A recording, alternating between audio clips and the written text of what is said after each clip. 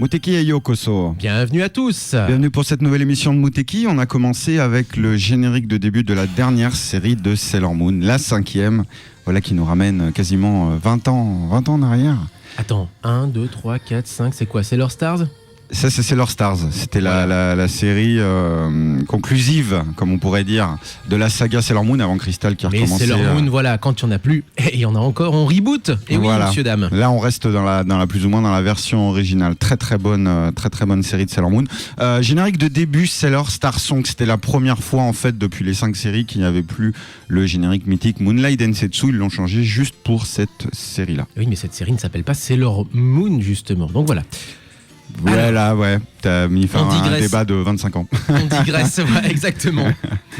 On digresse effectivement aujourd'hui sur Sailor Moon, mais c'est pas tout à fait de ça dont on va parler. Bien au contraire, on va se concentrer sur le Tokyo qui n'est pas dans Sailor Moon, sur le Tokyo de la vie de tous les jours, et c'est avec Benjamin Reiss. Bonjour. Bonjour, salut. Benjamin Reiss, qui est donc dessinateur, qui est donc illustrateur, qui nous raconte une histoire et qui va nous raconter une histoire sous la forme d'un volume qui s'appelle Super Tokyo Land et que tu as entre les mains. Oui, alors voilà. Je le prends, voilà. Il l'a entre les mains et il en est l'auteur. Et il en est là, l'auteur, voilà, et auteur. Voilà. Donc de cette BD Tokyo Land, Super Tokyo Land, dans laquelle tu vas nous raconter tout simplement ton quotidien à Tokyo. Est-ce que c'est bien ça alors? Ouais, c'est ça en fait. Parle bien devant le micro du coup, voilà. Le micro est ton ami. J'ai fait un résumé en fait d'un voyage que j'ai fait entre 2002 et 2008 à Tokyo essentiellement. Donc j'ai déménagé 2 fois dans la même ville. Ah mais donc t'es resté là, t'es resté sur place pendant tout ce laps de temps? Ouais, voilà. Donc 6 ans quand même. 6 ans, voilà. 6 ans, alors, on n'a pas affaire à un rigolo quand même, hein, je vous le dis. Hein. Et alors, oui, le rigolo en question justement. Non, mais il est resté quelques années à Tokyo, mais en plus tu n'as pas fait n'importe quel métier. Parce que toi, tu as connu tu as été en relation avec ces métiers-là, justement, de l'illustration, du dessin. Dans le monde du manga, tout à fait. Mais sur place. J'ai quand même commencé par faire un peu n'importe quoi, puisque j'étais... Comme beaucoup de Français. Voilà.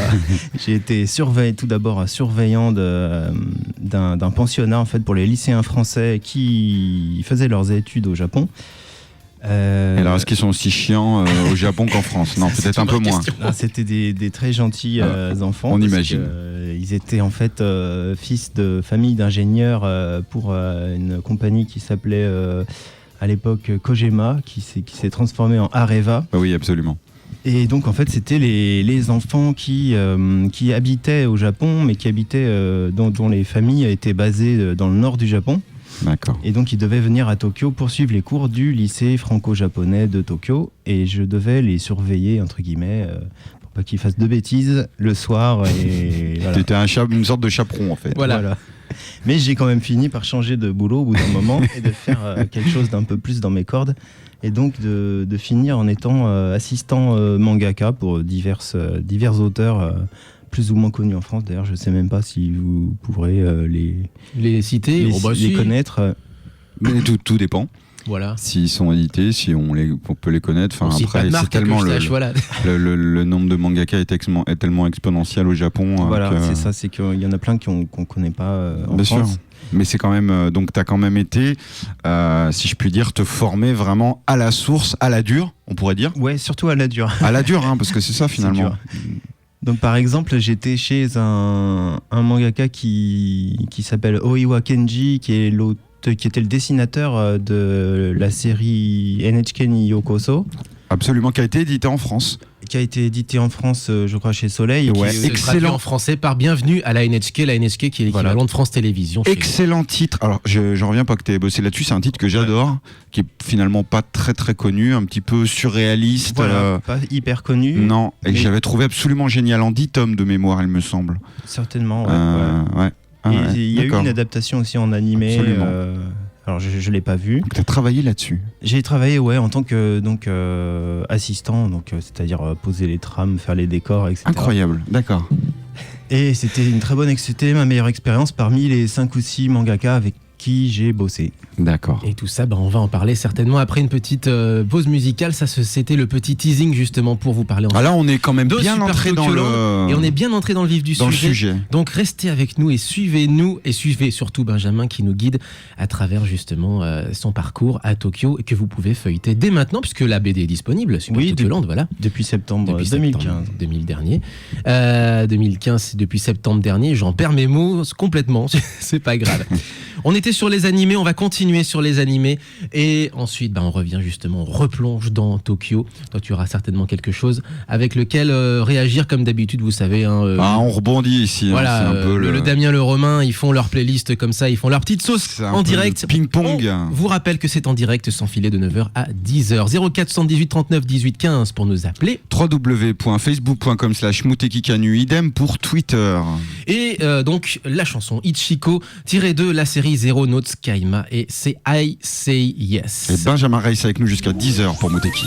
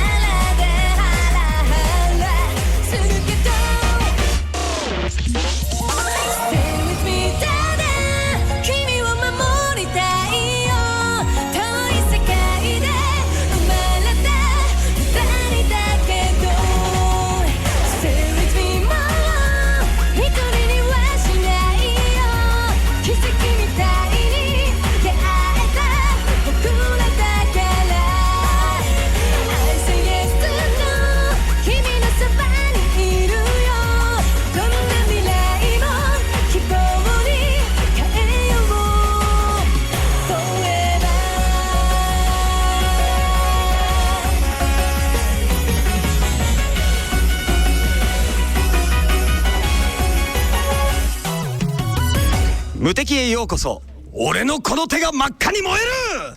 お前を倒せと轟き叫ぶ爆熱ゴッドフィンガー。関智一です。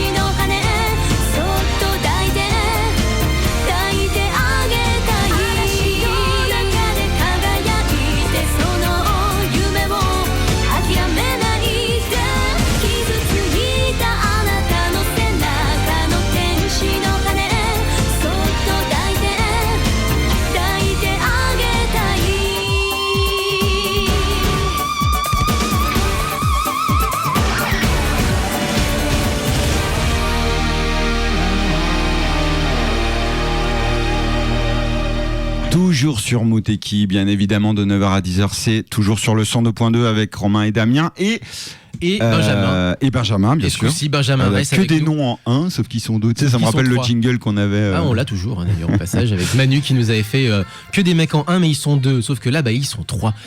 Et Benjamin, on le rappelle, est dessinateur, auteur, illustrateur. Bref, il nous présente Super Tokyo Land, qui est à retrouver dans toutes les bonnes crèmeries depuis septembre dernier, où il nous raconte sa vie à Tokyo. Et juste une seconde, excuse-moi. Alors juste parce que j'allais juste faire une petite parenthèse à la con. Oui. C'est du coup pour ton actualité, tu as déjà fait quelques dédicaces, tu as déjà rencontré le public. Comment ça s'est passé? J'ai vu Alors, par exemple que tu avais déjà rencontré le public à Irigny par exemple. Excuse-moi, avant qu'on attaque l'interview de Benjamin, je tenais juste à préciser qu'on a eu le générique de début des OAV de Gundam Zero Hachi Mobile Shotai, donc 08 MS, générique de série d'OAV de la fin des années 90. Voilà. Et donc, tu as déjà rencontré le public, Benjamin, effectivement. Oui, en fait, il y a déjà eu une première mouture de ce bouquin qui est sorti en 2009 chez un éditeur qui n'existe plus, qui s'appelait 12 bis, qui a été racheté par Glénat. Malheureusement, qui a arrêté, qui a été racheté par Glénat, effectivement. Ouais. Voilà, et donc c'est pour ça que maintenant Super Tokyo Land est chez Glénat. Et donc à l'époque, en fait, là, j'ai pas encore fait trop de dédicaces pour celui-ci, mais à l'époque, je rencontrais surtout des gens qui étaient partis déjà au Japon. Donc ça touche plutôt, mon bouquin touche plutôt les gens qui ont une petite expérience de vie au Japon ou qui veulent y aller, ou voilà. Oui, c'est à la fois pour des gens qui ont pu connaître le pays sur place ou qui en seraient curieux, quoi. Ouais. Aussi bien. Mais après, ce que je voulais un peu faire passer dans ce livre, c'était plutôt toutes les choses qui peuvent arriver une fois que vous êtes installé un certain temps. C'est plus vraiment ce qu'on découvre en arrivant la première année ou les 2 premières années. C'est tout ce qui se passe un peu après, quoi, quand on commence en fait à avoir certains problèmes qui émergent, je sais pas moi, le chômage, les problèmes avec la police. C'est le fait d'être ancré en fait et de ne pas juste passer en tant que touriste, ou tu vois, là t'es resté quand même 6 ans, hein, donc.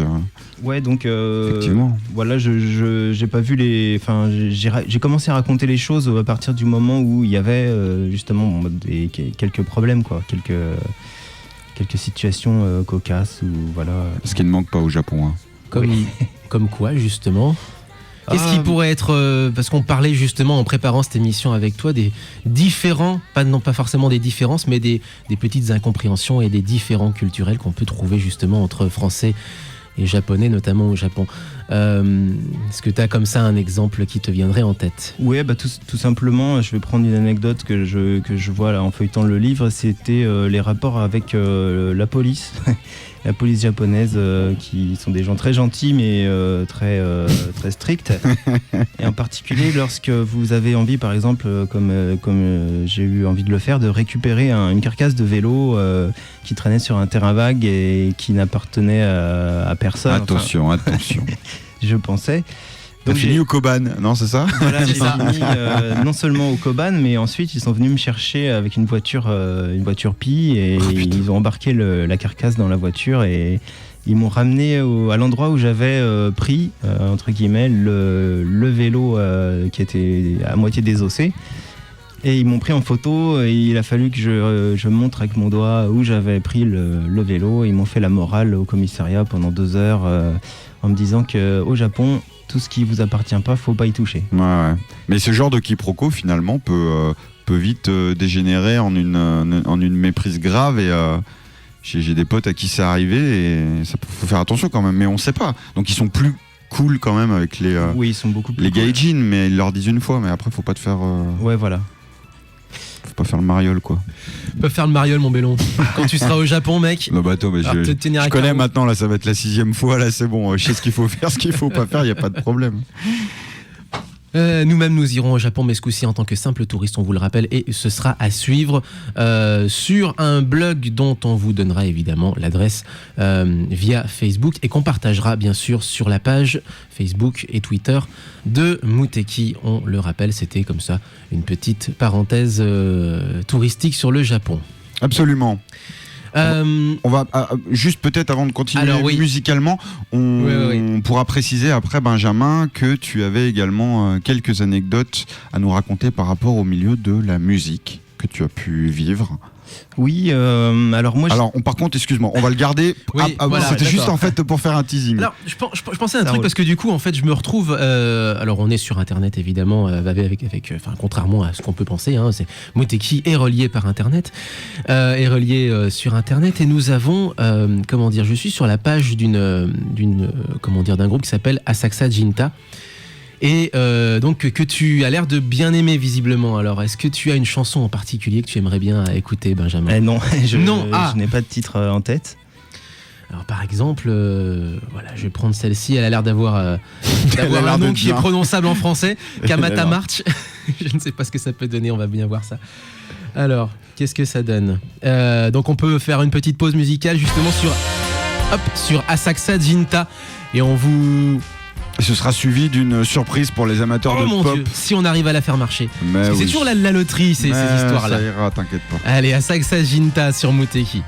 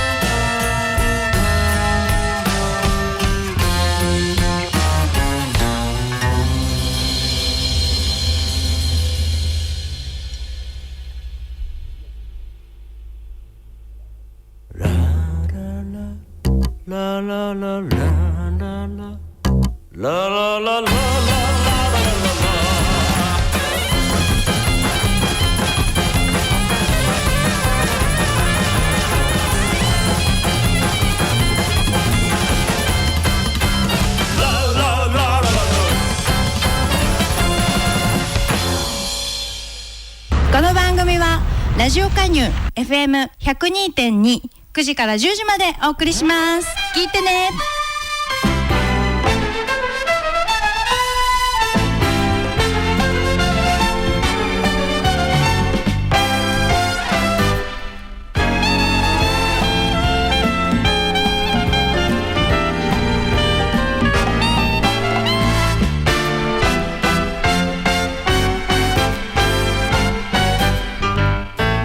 あなたに歌がないなら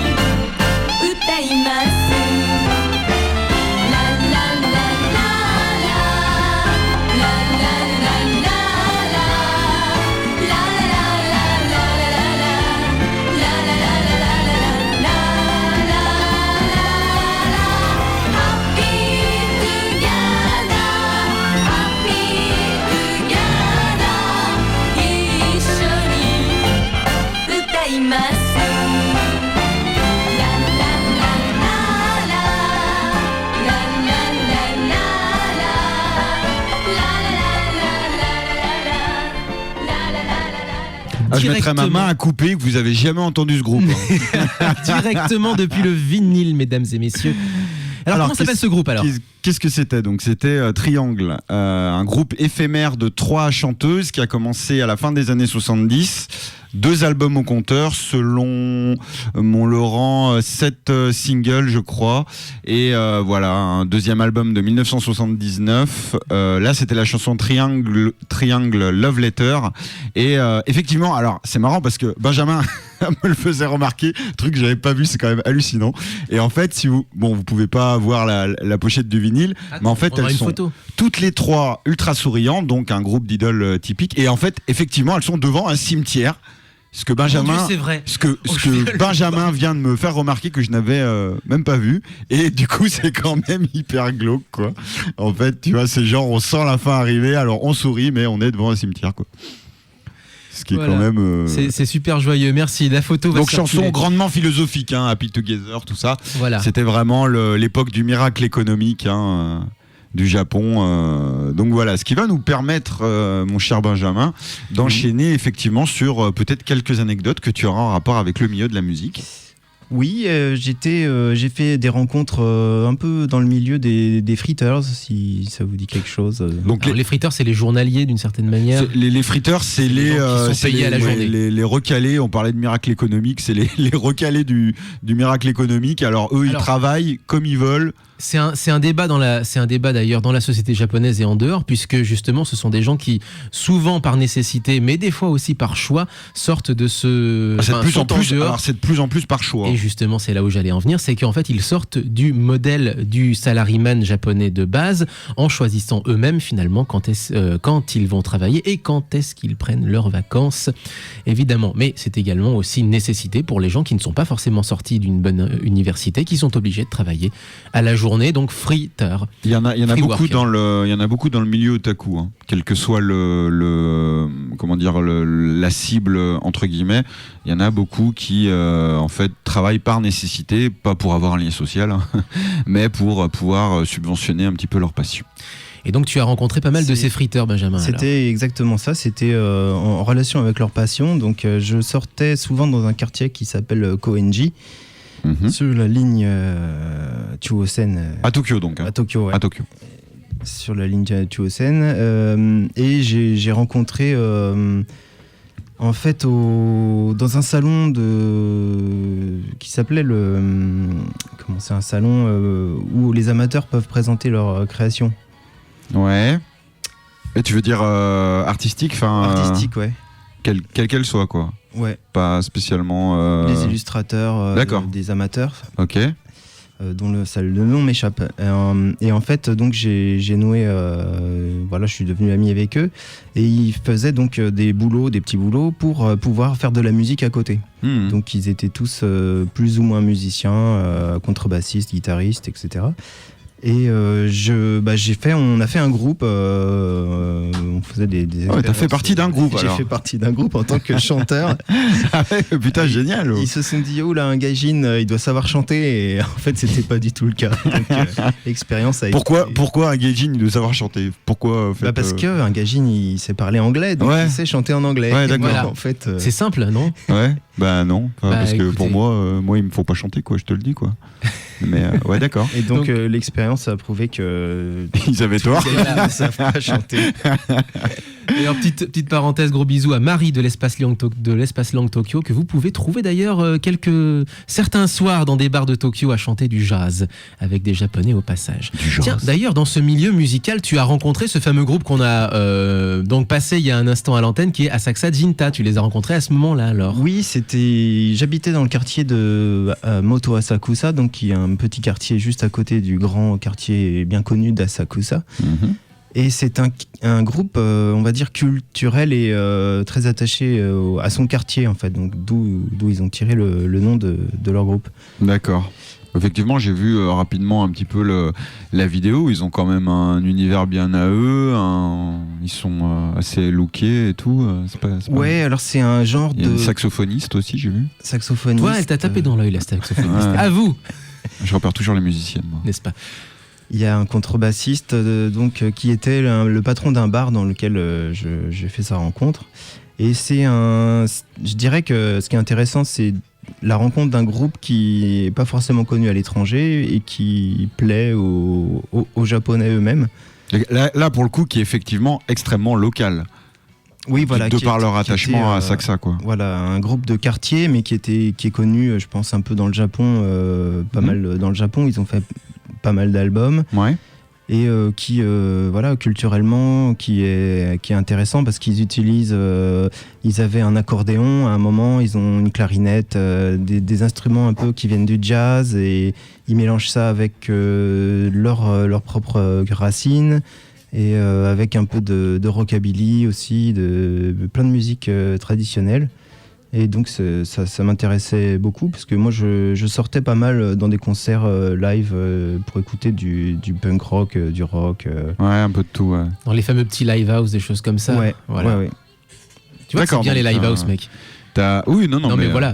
T'as bien profité de la scène musicale. T'as eu quand même l'expérience assez incroyable du coup de faire partie d'un groupe. C'est quand même impressionnant, quoi. Ouais, c'était très bien. J'ai aussi appris un peu le taiko, donc qui est le tambour traditionnel. Absolument.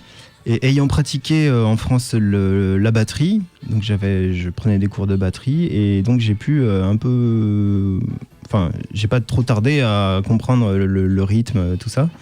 Même si le taiko, c'est quand même autre chose. C'est très particulier, ouais. C'est aussi une danse en même temps, et puis il faut participer à des festivals et se montrer en public. Et voilà.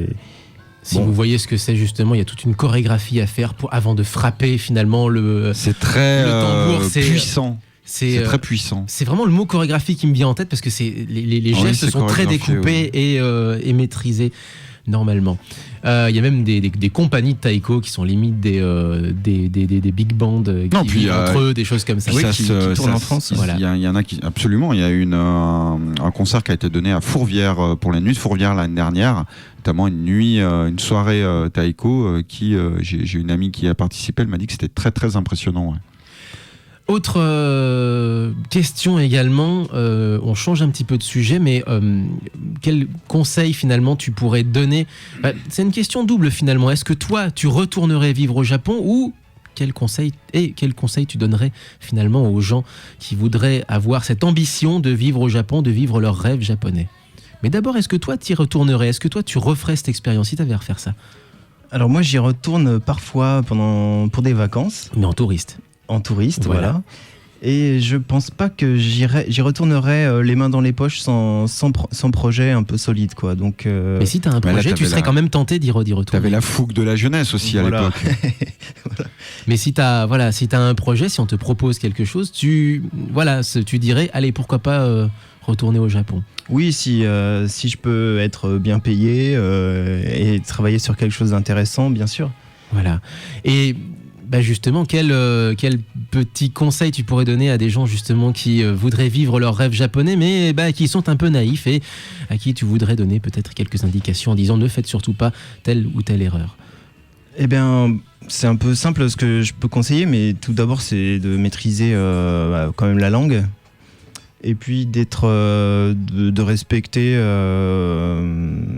les coutumes, on va dire, voilà, au niveau de la politesse, des choses comme ça, de pas être trop rentre dedans ou de pas vouloir aller trop vite.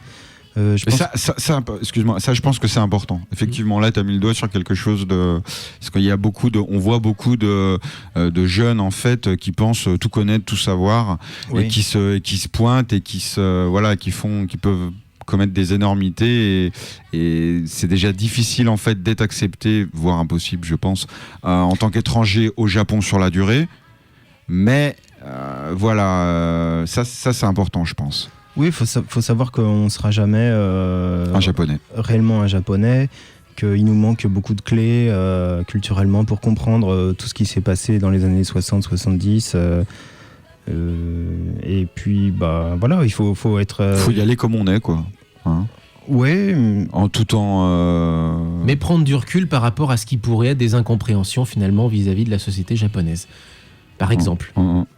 Oui, donc peut-être pas trop se faire d'images à l'avance, voilà. Surtout avec tout ce qui arrive en Occident.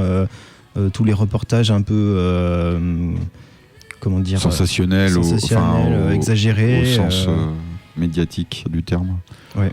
Donc non, les personnages de manga ne courent pas les rues dans Tokyo. Non, toutes les écolières japonaises ne sont pas en train de vivre des scènes de séries télé, évidemment. Voilà, tout le monde ne fait pas de cosplay, etc. C'est vrai que ça paraît absolument sauf ultra le parc évident. de Yoyogi. Quoique maintenant ça s'est calmé. Quoique ça s'est calmé. Ça paraît ultra évident, mais il est certain que la réalité du Japon est bien plus difficile, différente que ce qu'on peut entrevoir de la France, quoi. Bien sûr. Oui, puis il y a plein de milieux, de styles différents, c'est des gens très très curieux, donc au niveau musique, il y a plein de courants différents, il y a plein d'activités différentes. Il n'y a pas que le manga et les jeux vidéo. Enfin voilà, il y avait une citation qui disait que n'importe quelle personne qui fait de la musique, même dans sa cuisine dans le monde, a au moins un fan au Japon. Voilà. Bah, Mouteki en a. Voilà, c'est ça. Bonjour Laurent. Voilà. On va alors parce que je voulais aussi dire un petit mot sur tes autres projets, j'ai quand même une petite news à caler, une petite news assez prioritaire par rapport à toutes les autres qu'on a déjà dévoilées ces dernières semaines, avec ce cycle Akira Kurosawa organisé par l'Institut Lumière. Ça se passe évidemment un peu partout dans Lyon, à la Fourmi, au CNP Bellecour, au Comédia, au Pâté Cordelier, au Cinéma Opéra. Ça me rappelle le bon temps d'Asie Expo, ça, quand on courait les cinémas pour présenter les films. Putain, c'était il y a 10 ans. 14 films de Akira Kurosawa, rien que ça. En terminant, bien sûr, la dernière séance par Ran, le quelque sorte film testament du maître. Donc voilà, 14 films de Kurosawa à voir du 18 février jusqu'en avril, je crois, quelque chose comme ça. Oui, non, mais c'est assez impressionnant. Et donc c'est à retrouver évidemment tout le programme en détail sur festival-lumière.org pour tout savoir. On rappelle que pour cette émission nous sommes avec Benjamin Reiss qui nous propose, et ce depuis septembre dernier, dans toutes les bonnes crèmeries, dans toutes les bonnes librairies, la BD Super Tokyo Land, dans laquelle il nous raconte tout simplement son quotidien pendant 6 ans au Japon. Mais tu as d'autres projets également, Benjamin? J'ai d'autres projets sur lesquels je bosse. J'adapte un essai. Donc je fais du scénario pour la première fois, que je vais proposer à un autre dessinateur que moi. Et je fais aussi partie d'un collectif qui s'appelle l'Épicerie Séquentielle, qui dessine tous les mois un livre, un journal. Ouais. Un journal évolutif, oui. Qui s'appelle Les Rues de Lyon, donc que les Lyonnais connaissent sûrement. Donc, pour ceux qui sont dans la BD, c'est quand même un gros succès de ces derniers mois. Ça fait un peu plus d'1 an que ça a commencé. Ça fait 8 mois, je pense. Non, un peu moins, d'accord. 8 mois. Juin 2015. Non, le numéro 14, je crois. Voilà, donc tous les mois, une thématique. Et tu as fait le numéro 1. Ouais, quand même. Tu as quand même inauguré, c'est quand même la classe. Tu as quand même inauguré cette. Finalement, c'est un petit peu un panorama assez large, très large au niveau des invités, dont le concept, peut-être que tu peux nous l'expliquer. Oui, alors c'est tout simplement, pour l'instant, ce qu'on fait, c'est donc une revue qui parle d'un sujet. Plutôt c'est sur un quartier par exemple, ou une anecdote typiquement lyonnaise, voilà. Donc pioché au hasard dans la documentation, dans les archives de la ville, qui développe souvent un thème que les Lyonnais connaissent vaguement, mais qu'ils n'ont jamais pu approfondir, et jamais en BD surtout. Donc on est à chaque fois c'est un auteur différent qui prend ses pinceaux et qui raconte en 10 pages une histoire sur Lyon. Ça se trouve dans toutes les librairies à peu près sérieuses de Lyon, les alentours. Ouais, c'est bien impressionnant. Même celles qui le sont moins. Pourquoi tu me regardes? Je suis sérieux comme gars. Effectivement, une collection extrêmement intéressante, et du coup avec un rythme de sortie assez atypique, donc de mensuel. Oui. Et à un prix plus que correct, c'est 3 €. Donc ça permet facilement d'avoir accès un petit peu à diverses sensibilités, diverses façons un petit peu de présenter Lyon au final. Ouais, c'est pour tout, surtout c'est pour être accessible à tout le monde, quoi. Absolument. Même les gens qui n'aiment pas forcément la BD peuvent se faire plaisir. C'est réussi. Hein. Où est-ce qu'on peut te retrouver du coup? Est-ce que tu as des séances de dédicaces qui arrivent prochainement? Est-ce que tu as évidemment, là pour le coup c'est un peu l'évidence, mais un site, un blog sur lequel on peut te retrouver également? Bref, où est-ce qu'on peut retrouver Benjamin Reyes IRL et sur la toile? J'ai un blog qui s'appelle Tokyoland, donc à chercher dans Google quoi en fait. Tokyoland-bd.blogspot.fr pour l'adresse plus précisément. Voilà. Dans laquelle on peut retrouver d'ailleurs certaines de tes planches au passage. Oui. C'est à peu près tout. Et alors au niveau c'est à peu près tout pour l'instant, t'as pas encore de dédicaces. Alors au niveau des dédicaces, là on était en train d'en discuter, on va sûrement mettre quelque chose en place assez rapidement au niveau de... je peux la citer, je le fais jamais, mais au niveau de la librairie Glénat de La Pardieu. Voilà, et puis pour les rues de Lyon, il faut aller sur le site l'épicerie séquentielle et on a beaucoup de festivals jusqu'au mois de juin où il y aura le festival Lyon BD. Lyon BD, ouais. D'ici là, on a quasiment tous les week-ends, on est en dédicace dans la région. Rançon du succès. Ouais. Oui, quelque part. Merci beaucoup Benjamin. On va se quitter avec. Dis donc, oh là là, alors 55 et la chanson fait 4,25. Tu vois, c'est parfait. Là, on est plutôt pas mal. Benjamin, merci beaucoup. Et puis, de toute façon, on va se revoir très prochainement. Hein, on va mettre ça au point. On vous tiendra au courant pour cette prochaine dédicace. Et nous, on vous tient évidemment au courant, ne serait-ce que par la page Facebook, bien sûr, et la page Twitter de Muteki, et bien sûr sur notre blog sur lequel vous pouvez écouter toutes nos émissions comme d'habitude, et sur badgeek.fr. J'ai oublié de les citer parce que quand même, ils sont gentils. Ils nous syndiquent sur iTunes. Ils sont sympas quand même, ces gens-là. Qu'est-ce que tu as préparé pour la fin? Un petit Ikimono Gakari, donc vraiment grand classique du pop rock japonais, là aussi des années 90, quelque chose comme ça, je ne sais plus exactement. Bref, j'ai plus tout à fait les années en tête. Bref, la chanson s'appelle Hanawa Sakura Kun wa Utsukushi, tout simplement, voilà pourquoi je me disais Hana Sakura Kun wa Utsukushi. Bien, va falloir que tu révises un peu ta diction là avant de partir. T'as encore 3 semaines. Sakura-kun.